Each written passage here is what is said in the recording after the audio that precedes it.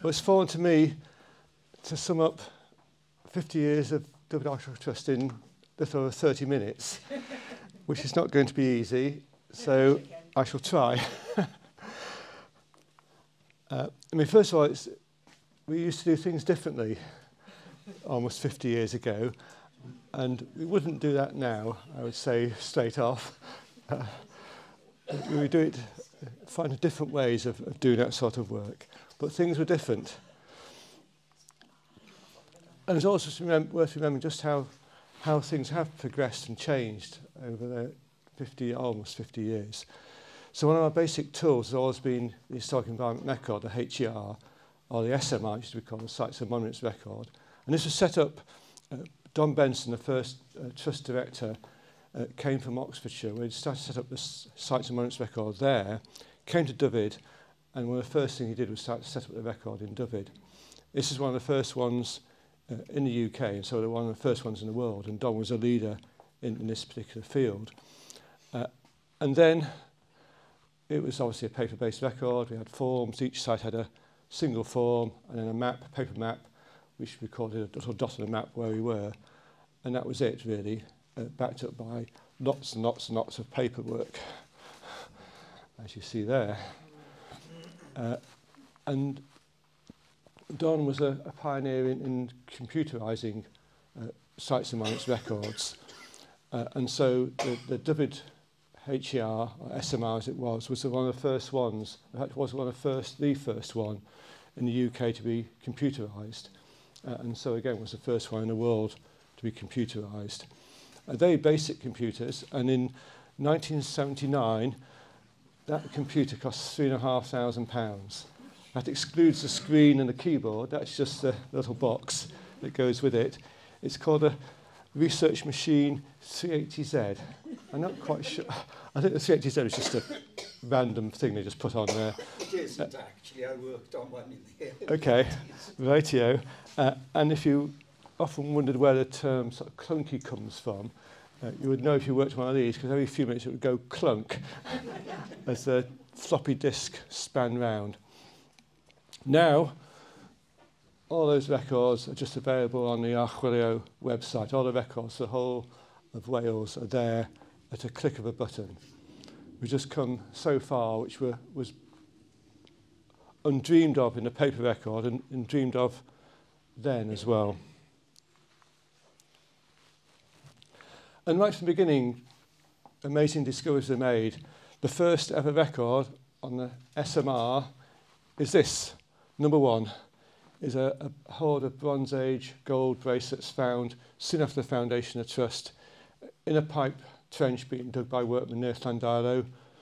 And just a few months ago, back in, was it February, I think we were there, this discovery was made. It reported this was seen at a very low quarry face in a bit of woodland, a modern quarry, just a scoop.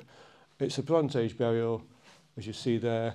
And amazingly, you could see the front, but when we actually took off what was in fact we thought was going to be a Bronze Age urn, which you see there in vertebral cremation, it is, but actually it's been dug out and a later one is put in on top of it in perfect condition, and that's had a cremation burial in it as well.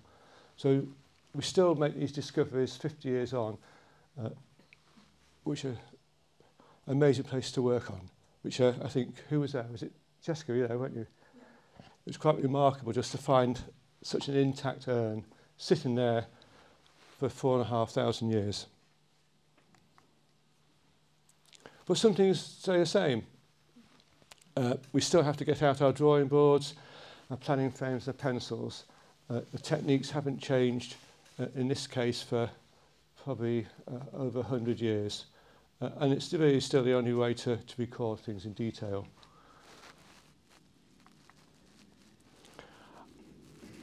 And I thought when I was trying to put this talk together, just how I do it, and I thought the only real way is to try and get some thematic highlights of the many, I think it's probably several thousand projects we've done over the past 50 years. So lots of things are going to be not even mentioned in this time. But one of the things that the project we first did, which was actually before I joined the Trust, was looking at standing stones, prehistoric standing stones. And again, this was Don's idea, that he recognised that we have lots and lots of standing stones in not just South Wales, but across Wales, across Western Britain. They were very poorly understood. No real excavation had taken place, and what had taken place was just a very small scale hole dug around the stone itself, and didn't find much, and that was it. So it wasn't until in the late 1970s that we went to Stackpole Warren, and there's a standing stone. And amazingly, when you actually excavate around it, you find it's set up of these thousands and thousands of tiny stones set up around that, sometime around about 1800 BC. So a standing stone is just one most visible aspect of what is a huge, huge site, and often perhaps not the most important bit of that site. In this case, to be able to excavate below it, the Panzer Division came in. Those who remember that the Panzer Division was based at Castle Martin tank firing range until the 1990s. And so they came in and moved the stone for us. We excavated below it, and there we found a stone was actually set up over a burnt-out timber roundhouse, which had human remains within it. Whether that's a deliberate act of burning down or was an accident is still debatable. But certainly that you're actually discovering a whole more load of things when you actually start to excavate on a big scale. And just keep an eye on that, which I'll mention later on. And a bit later on, in 1986, we excavated Plasgagurthan, another standing stone, a prehistoric site, again moved by a crane so we get excavate safely around it. And I'll say a bit more about this one later on. And it's really, I suppose, this theme of standing stones is probably a topic well worth revisiting now that it seems to have gone a bit quiet. Single standing stones are not very popular to be excavated around at the moment, so it's worth revisiting some of these sites and reinvestigating them, or investigating them for the first time.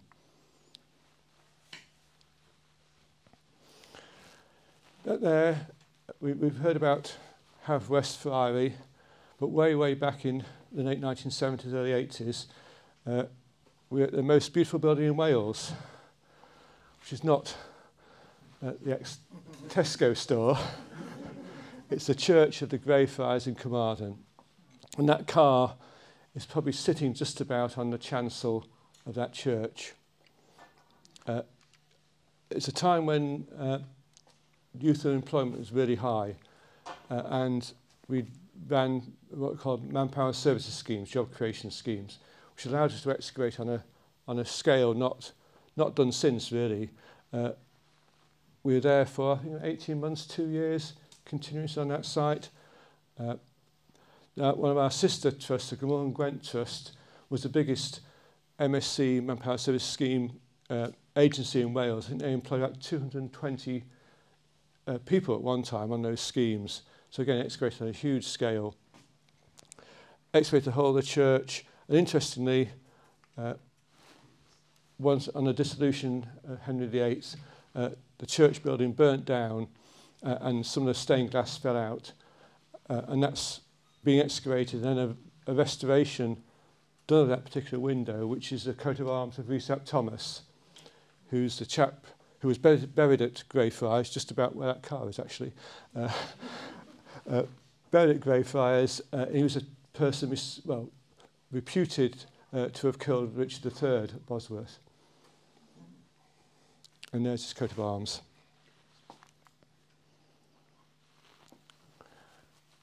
And these early medieval cemeteries, again, have been quite a priority research for us. One of my first ever excavations of the Trust was on a small cemetery in Bayville in North Pembrokeshire.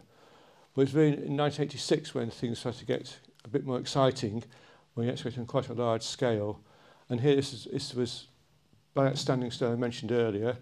It was a multi-period site, and it had a small cemetery, early medieval cemetery around it, of one of which one of the graves had this timber building built around it, which that may be a reconstruction of what it may have looked like in about the 6th century or so.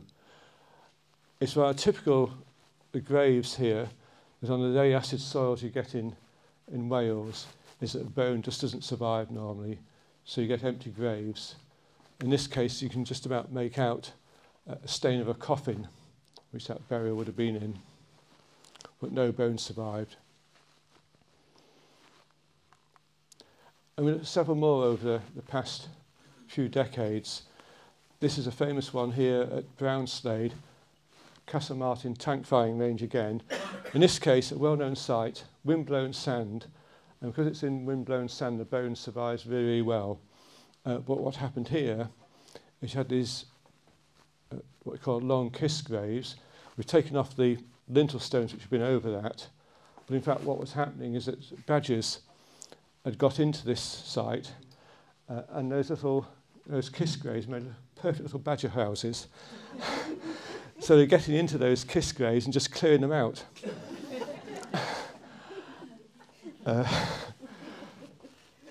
The MOD made a little artificial badger set close by, persuaded the badgers to move out, and then we excavated the area affected by those badgers, and most of the graves were disturbed, but in that case that's a perfectly preserved long kiss grave. I'll say a bit more about a couple of those later on. But again, as many of you in the audience here will recognise this site, which you've worked upon as volunteers and staff, St Patrick's Chapel, again another early medieval cemetery, which that's the national parks, or the piece of law commissioned by the National Park to do a reconstruction of that site in its final stages. But what's really interesting is not just the cemetery itself with the huge numbers of burials we had there, but this little structure, which probably dates to about the year 750, which on one of the stones had this little inscription, Dunawec, a name, a boat and a wave. Dunawec is an Irish name, which is redundant by about the year 800. It probably means like noble youth, or it could mean the infant Don. Some debate about that. And you can speculate, is this the cenotaph? It's certainly not a grave. Is this a cenotaph of memorial of Donawec who was lost at sea? Is it Donawec founded this site, came from Ireland, this is his foundation, or is it just a simple piece of heritage crime where Donawec's bit of graffiti on this tomb, on this cenotaph or whatever? I know you can't see it at the back, but don't worry. This is what's possible to do now. And Franz mentioned about the isotopic analysis that was done or being done at Haverfordwest. But it's really just opened our eyes just what you can find out about looking at these human remains, which was not even thought possible 40, 50 years ago. In this case, the 10 individuals looked at it at Brownslade, isotopic analysis, that only one was local to the area. It's right by the coast edge at Freshwater West in Pembrokeshire. Only one was from that local area. Some were from west coast of Ireland or west coast of Scotland, some from continental Europe, and some from the Mediterranean area, and one possibly from the eastern Mediterranean. So really quite eye-opener just how much mobility there was at that period this is probably the 7th to 9th centuries.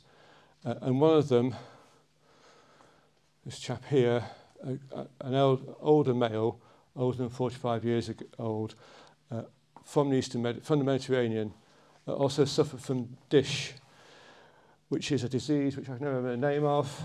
Bethan, what's Dyfed? Tell me what it is. Idiopathic skeletal hyperostosis.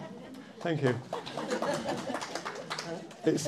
It's a disease caused by extremely rich diet, often lots of meat, dairy, and so forth, and probably an obese person. And as someone's pointed out, and so much for the Mediterranean diet. Nowadays we can look at DNA, and that's been looked at St Patrick's Chapel and Haverfordwest Friary, which you can get some, say, family relationships going, but also perhaps looking at, again, wider population movements lots of other things. We look at, again, isotopic analysis, you can look at the diet of the people. And interestingly, at Brown Slade, the skeletal remains, they were quite clear that both male and female had really strong upper body strength. The muscle attachments are really, really big. And it suggested that actually they were perhaps engaged in rowing, sea rowing, or even beach netting for catching fish. But actually, when you looked at the diet, there's virtually no marine element to the diet whatsoever. So if they were out rowing on the sea, they weren't catching fish. Or if they were catching the fish, they weren't eating them. So very interesting sort of insights you get into the people of this period. Of course, scientific dating now is a given, and also what's coming now is looking at some more where ancient diseases, well, or where diseases come from, trying to trace back the disease into these ancient populations. And at St. Patrick's Chapel, I was speaking to Katie Haim of UCL, who's doing the work on the skeletal remains from St. Patrick's. There are lots of infants there, lots of very young children, and lots of them had lesions on the inside of their skulls, which I think could be meningitis. I'm not sure, but that's interested one of the professors in the medical school there, who's actually interested in see if we can actually trace back the pathogen that causes meningitis, its origins.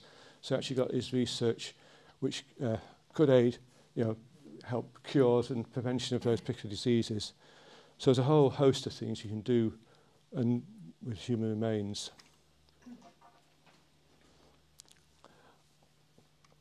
There are huge numbers of round barrows in Western Britain and Wales, about 3,000 in total we know of, and there's probably lots more just out there waiting to be discovered. The little Bronze Age urn I showed earlier was in a round barrow, was unknown of. And they are extraordinarily vulnerable. This one here was in danger of being quarried away. We did some work there way back in the 1990s, I think it was.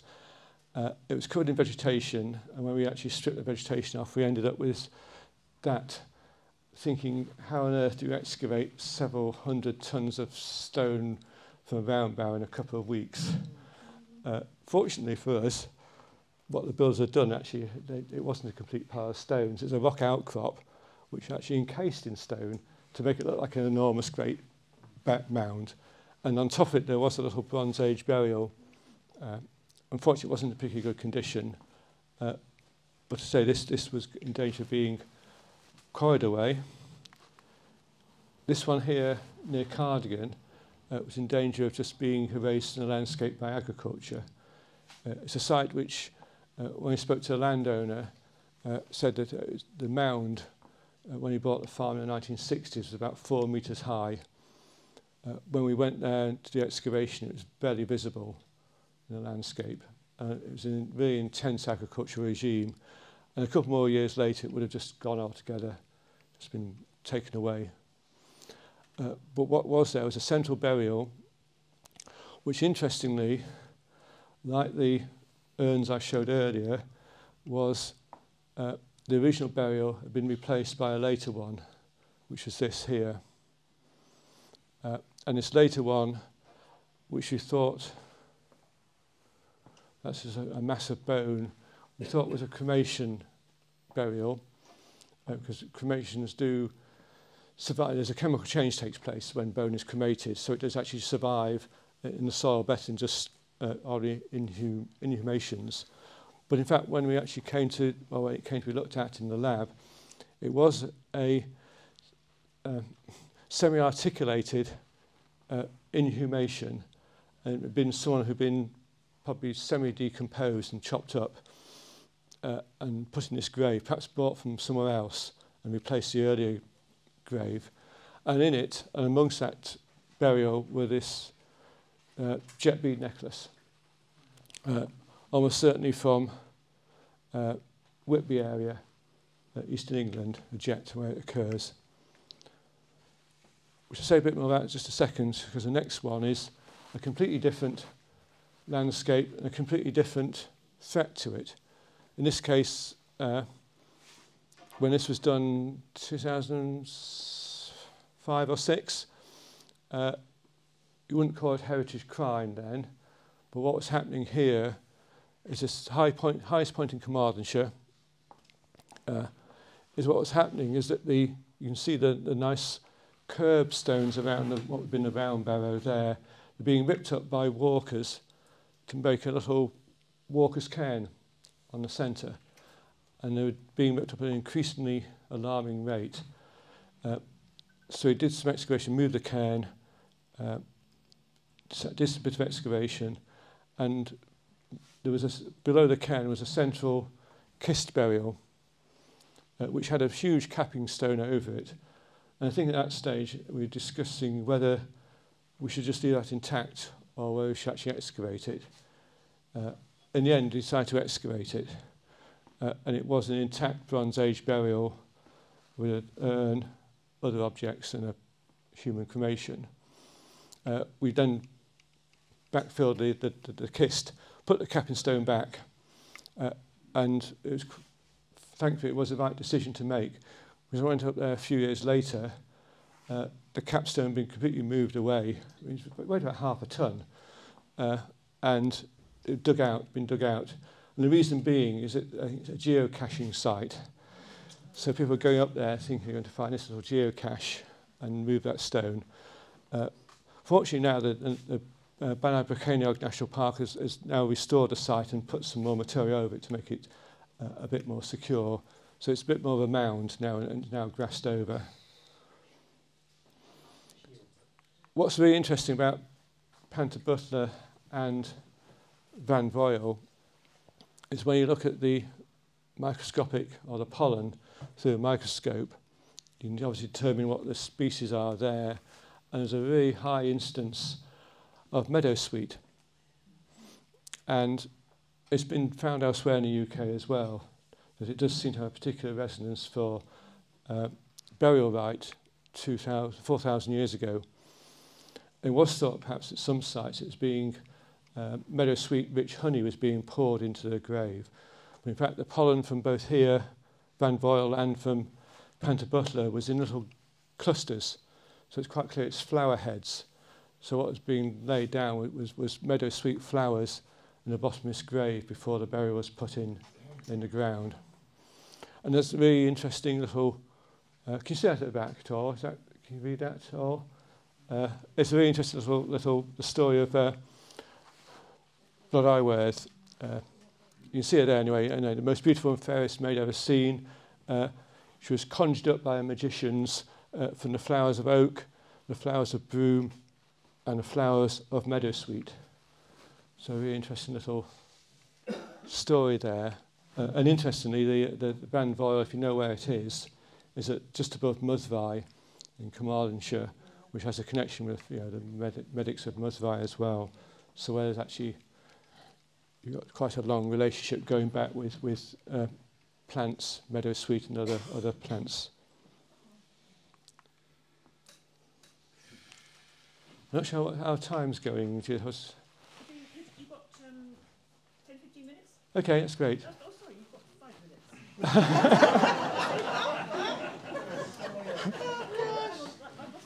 I'm so interested in what you're saying, Ken. Okay. How long have I... You've got 10 minutes. 10 minutes, okay, split the difference. Okay, that's...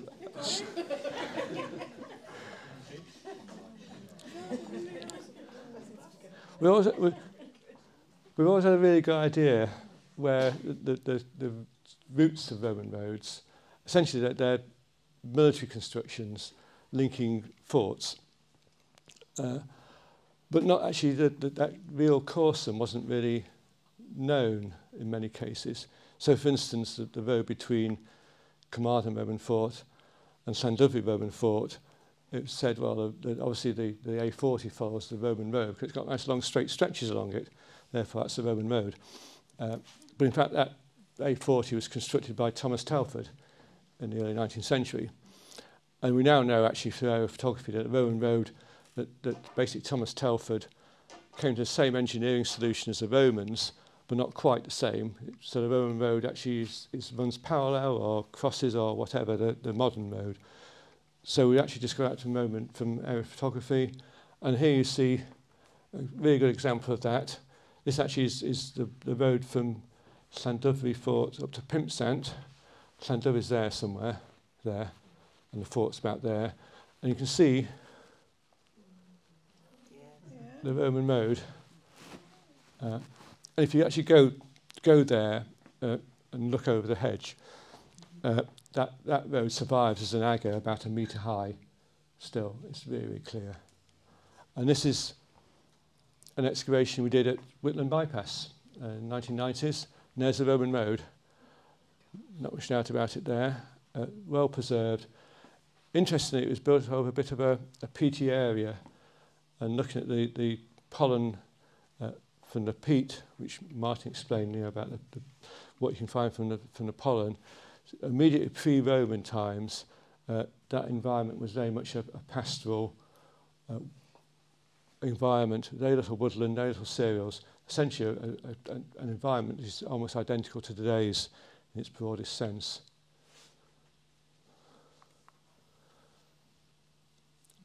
And since the foundation of Trust, we found 2 Roman forts. Llandailo, which is in Dyfed Park, 2004, is always said for about 200 years that there must be a Roman fort somewhere around Llandailo in the Tawy Valley, midway between Carmarthen and Llandudwy. It's all been speculated where it is. 2004, the National Trust bought a bit more land to reunite Dyfed Park into what it had been, and there's a geophysical survey showing not 1 but 2 Roman forts, and that's just a reconstruction of what it may look like. And here's we did a bit of work, a bit of excavation just to confirm that. But essentially what you've got there are a fort for about 4,000 troops, constructed about 72, 73 AD. It's then the troops were withdrawn to deal with a rising in the north of the country. The fort was slighted. They came back about 10 years later. It's the same site and built a slightly smaller fort exactly in the same position. And the other one is at Whiston in Pembrokeshire, which again can change our view of what the Roman military did, simply because it was always said, if you read any textbook, up to fairly recently, it will say the Romans didn't militarily conquer Pembrokeshire or Western Wales because the tribes are friendly to them there was no need to. But now we know there's a Roman fort in the middle of Pembrokeshire, and there's probably more to be found.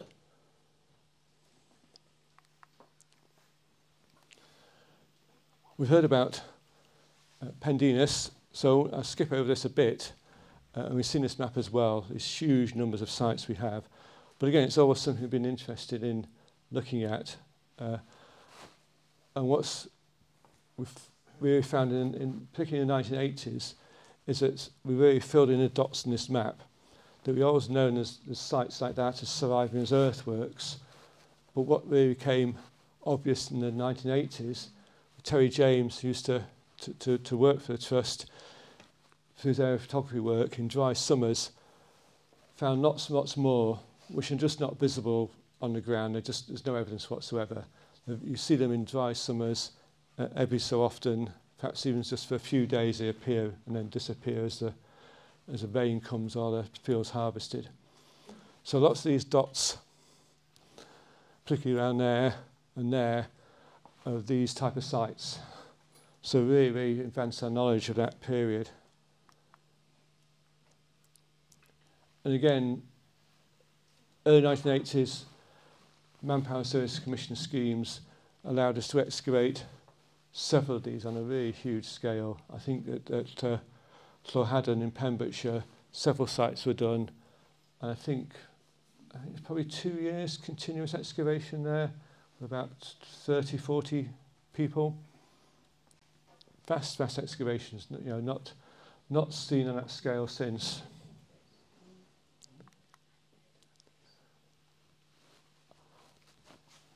I always like to mention Portobello. It's such a spectacular site. One of Toby Drive's aerial photographs of excavating. It was a lot safer there on the ground than it looks on the aerial photograph. it looks a bit alarming there. And this is the excavation, the final season excavation. Amazing roundhouse, Roman period roundhouse. In that bit of the fort, the interior of the fort survives, is that little tiny bit, which is probably about a tenth of the original fort. The rest has just gone to the sea. And it won't be long before that disappears as well. And the post-excavation work is still continuing on this particular site. But what it's a building, but it's not a house as such, because it's not domestic. There's lots of tiny little hearths around, and I thought it was associated with ironworking, but the initial work that's been done indicates it's not ironworking. So you've got all these little tiny hearths which they're doing something with them, but it's still being investigated actually what that something is.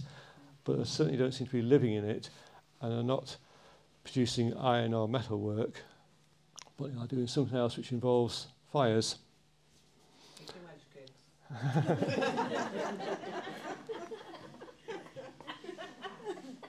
I won't mention Pendiness.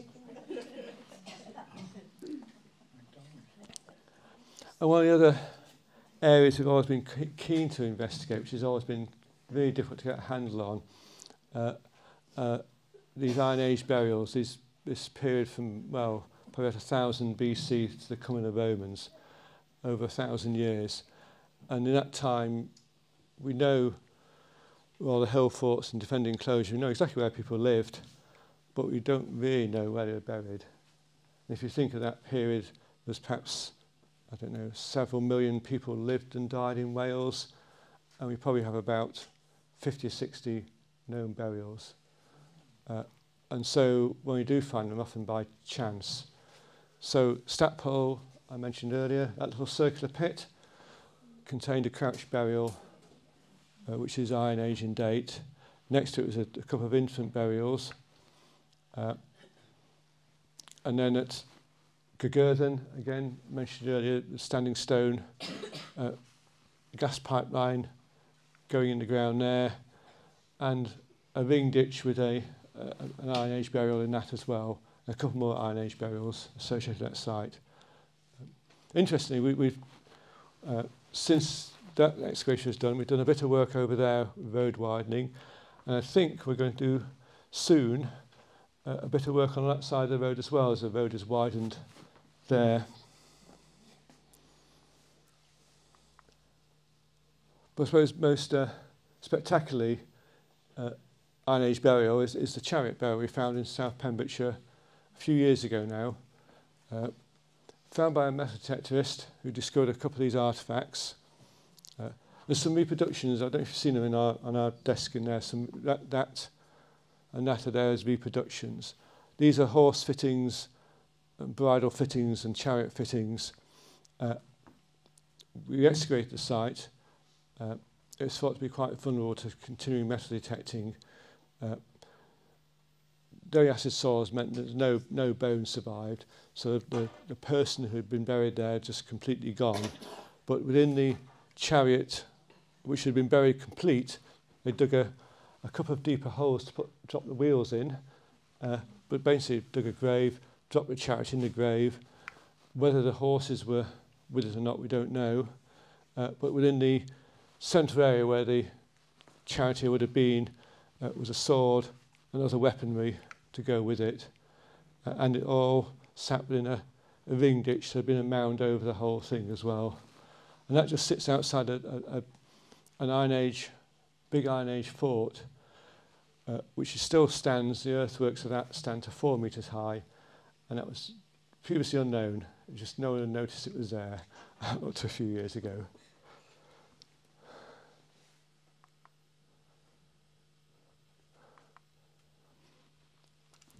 And one of the big pieces of work, or big parts of our work we've done over the years, are these what we call thematic surveys, which were funded by CADU.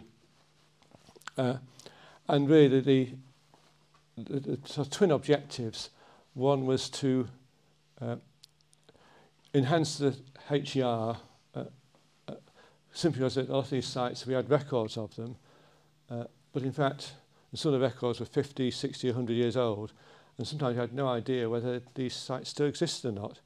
You know, we just didn't know. So we had to visit these sites, at the same time, and make recommendations to CADU to schedule the best examples of them. So again, there hadn't always been a sort of a systematic program of scheduling sites.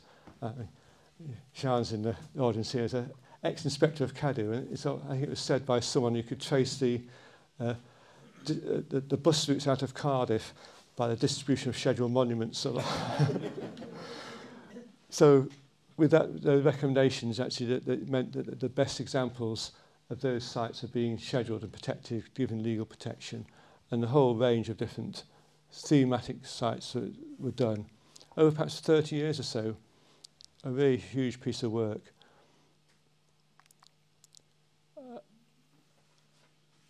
The other thing I was being keen to do, and I was very proud, is actually to get our results out there to the wider audience, whether it's through specialist publications in journals or to more popular publications. But we always, that's something we always strive to do, and just get those out there. Some of those you've seen on our table outside, but this is a very small example of the type of things we've done over the past 50 years. Some very big pieces of work, some quite small pieces of work. Is that it? You can see the range of stuff we deal with, just everything basically.